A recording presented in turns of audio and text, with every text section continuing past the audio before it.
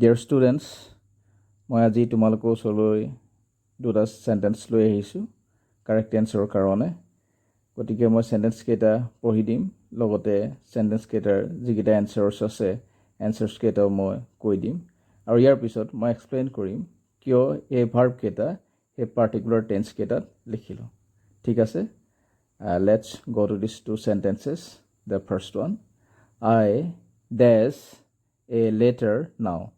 In bracket, write. Answer is, I am writing a letter now. Next one, he dashed a book when I entered his room. In bracket, ase read. The answer is, he was reading a book when I entered his room. গতিকে আমি sentence কেইটা explain কৰিবলৈ বিচাৰিছোঁ কি কাৰণে verb কেইটা সেই টেন্সবিলাকত লিখিছোঁ তাক আমি ক'বলৈ গৈছোঁ The first one, I dash a letter now. I am writing a letter now. ইয়াৰ ক্লুটো আছে now.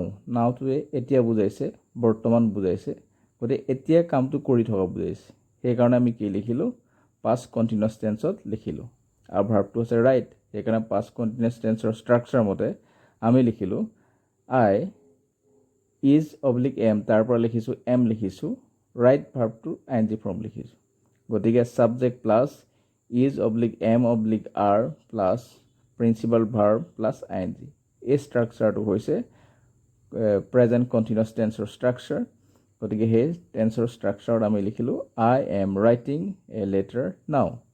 The next one, he dashed a book when I entered his room. Bracketত আছে read.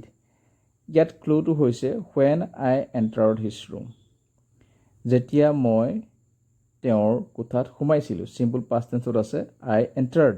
আইটো হৈছে ছাবজেক্ট এইটো এণ্টাৰটো হৈছে principal verb in past tense গতিকে when ক্লজটো যেতিয়া চিম্পল পাষ্ট টেন্সত থাকিব তেতিয়া main clause he dash a book এইটো হৈছে মেইন ক্লজ এইটো এটা কমপ্লেক্স সেন্টেন্স গতিকে ইয়াৰ মেইন ক্লজটো কি হ'ব পাষ্ট কণ্টিনিউয়াছ টেন্সত লিখিব লাগিব গতিকে আমি লিখিছোঁ he was reading past continuous tense হৈছে a book when I entered his room he was reading he to subject তাৰপিছত হৈছে was oblique were he পিছত আমি was লিখিছোঁ and reading to hoise read to hoise principal verb ইয়াত ব্ৰেকেটত দিয়া আছে principal verb টোৰ পাছত আমি ing লগাই দিছো গতি as per structure এনেকৈ হয় subject plus was oblique were plus principal verb plus ing ইয়াত principal verb হৈ আছে read টোৰ পাছত আমি ing লগাই দিছো গতিকে সেন্টেন্সটো হৈছে he was reading a book when I